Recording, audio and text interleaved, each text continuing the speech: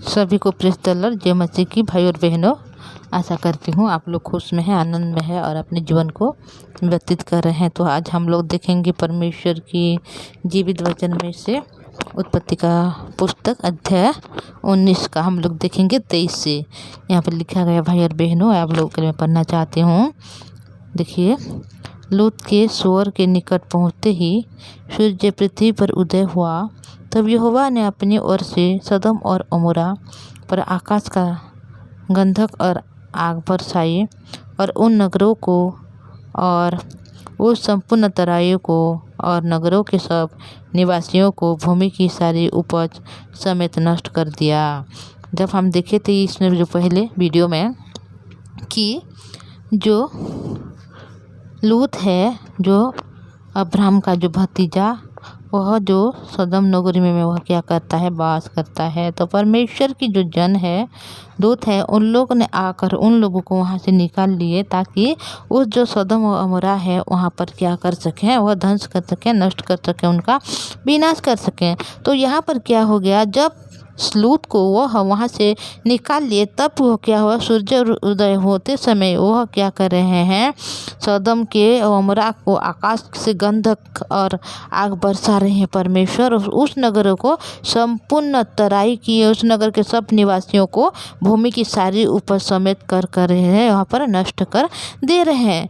तब लूत की पत्नी ने जो उसके पीछे थी, दुष्टि फेर को पीछे की ओर देखा और वह नमक का खम्मा बन गया। तो यहाँ पर जब वह निकल कर भाग रहे थे, तो उसी समय परमेश्वर की जो दूत लोग हैं वह बोले थे कि तुम पीछे मत देखना। फिर भी वह जो लूत की जो पत्नी है, वह कभी भी परमेश्वर की जो दूतों या परमेश्वर के लोगों की बात को नहीं माना और अपनी मनमानी कर चुका यहाँ पर। और पीछे जब लौट कर देख रहे हैं तो वह क्या हो जा रहा है, वो नमक का खम्मा हो गया। भोर को अब्राहम उठकर उस स्थान को गया जहाँ वहाँ यहोवा के सम्मुख खड़ा था, और सदम और अमोरा और उस तराई के सारे देश की ओर आँख उठाकर क्या देखा कि उस देश में से धधकती हुई भट्ठी का सा धुआं उठ रहा है। तो अब्राहम जब सुबह हुआ तो उसी समय उठकर जहाँ पर परमेश्वर के पास वह जो खड़े थे, तो उस जगह को वह जो अमोरा वो सदम है, उस जगह को वह जब देख रहे हैं तो वहाँ पर क्या निकल रहा है, धधकती हुई भट्ठी का सा धुआं उठ रहा है।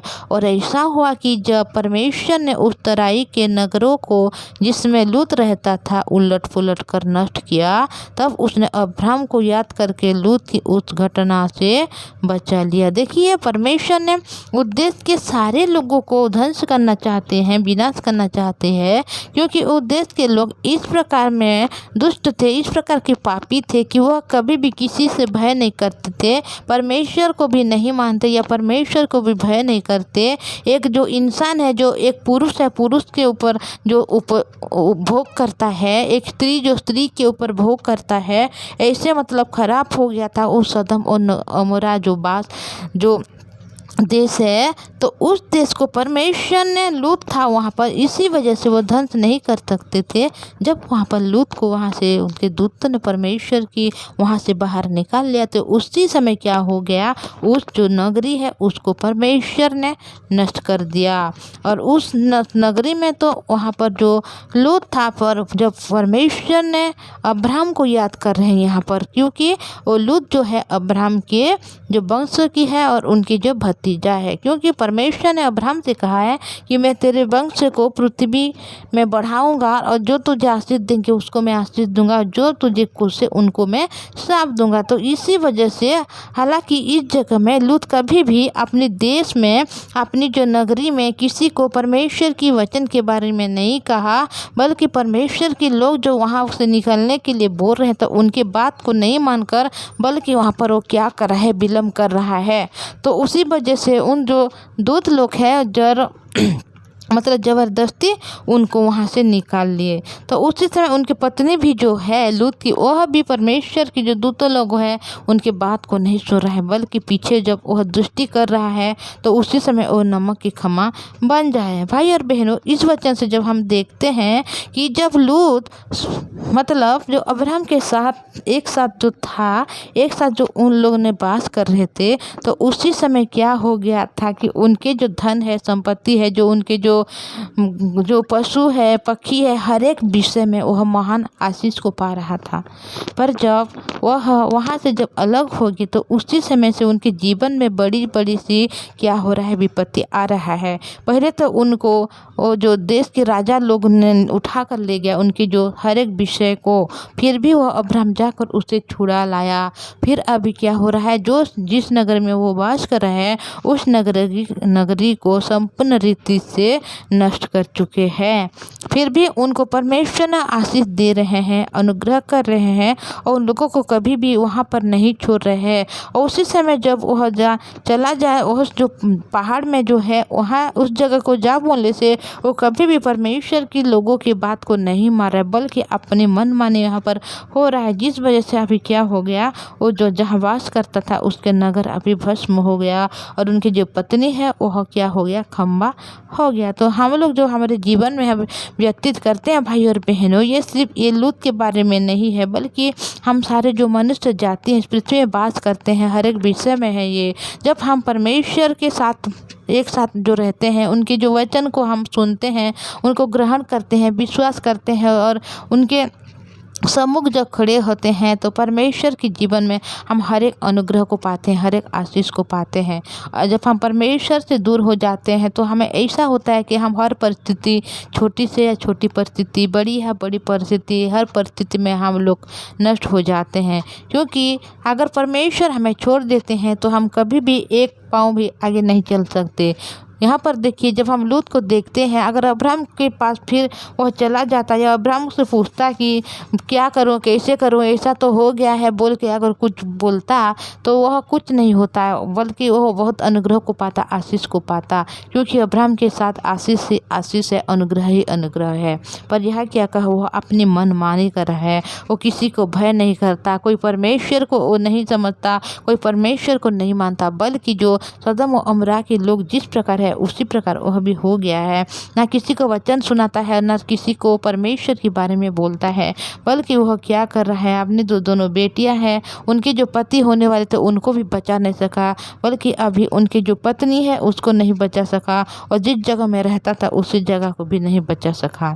तो भाई और बहनों, इस वचन के द्वारा हम जानेंगे कि जब तक हम परमेश्वर के सम्मुख है, परमेश्वर के साथ जब हम एक हैं, तो हमें कोई भी मतलब कुछ नहीं कर सकता, हमें कोई भी मतलब हानि नहीं पहुंचा सकता, हमें कोई भी मतलब कोई प्रकार की परेशानी नहीं कर सकता। और जब परमेश्वर से हम दूर होते हैं तो हमारे जीवन में सारी विपत्ति आ पड़ती है, और जब हमें यह क्या करता है, हमें नरक में डाल देता है, हमें मृत्यु को दे देती है, हमें क्या करता है, नष्ट कर देता है। हमारे द्वारा हमारे परिवार के लोगों में हम परमेश्वर की लोग हैं, परमेश्वर ने हमें चुना है। भाई और बहनों, जो आप वचन सुन रहे, परमेश्वर आपको चुना, बहन आपको परमेश्वर ने चुना है। क्यों चुना है?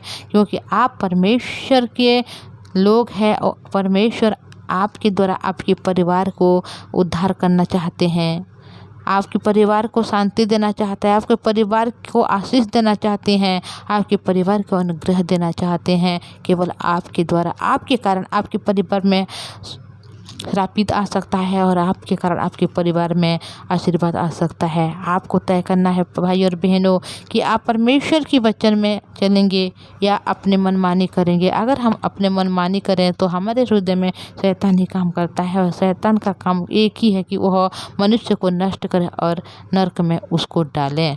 तो परमेश्वर हमेशा हमें बचाना चाहता है उसी से, शैतान से हमें बचाना चाहता है, उस नरक से हमें बचाना चाहता है। क्योंकि परमेश्वर हर एक मनुष्य को सिर्फ स्वर्ग लेने के लिए वह अनुग्रह दिया है, आशीष दिया है, उन सबों के लिए स्वर्ग को बना दिया है। तो हम परमेश्वर के वचन को सुने, उनके जो दास लोग हैं, जो पवित्र लोग हैं, उन पवित्र दास लोगों की बात को हम लोग रिसीव करें, उनके बात को हम माने, और हम अपने मालिक ना बनकर बल्कि परमेश्वर के जो धार्मिक दास है उनके सम्मुख में जाकर उनके हिसाब से हम लोग अगर हम उनकी अगुवाई में अगर हम लोग चलें तो हमारे जीवन में हर विषय में हम लोग आशीष को पा सकते हैं। हम स्वर्ग राज की बारिश हो सकते हैं और स्वर्ग राज में आनंद मना सकते हैं। तो मैं इतना ही बोलूँगी भाई और बहनों, इस चैनल में अगर ऐसे वीडियो सुनना चाहते हैं तो सब्सक्राइब कीजिएगा, लाइक और शेयर कीजिएगा, ताकि इस वचन को हर एक लोग जाने सुने और परमेश्वर के अनुग्रह को पा सकें। तो आइए प्रार्थना करेंगे।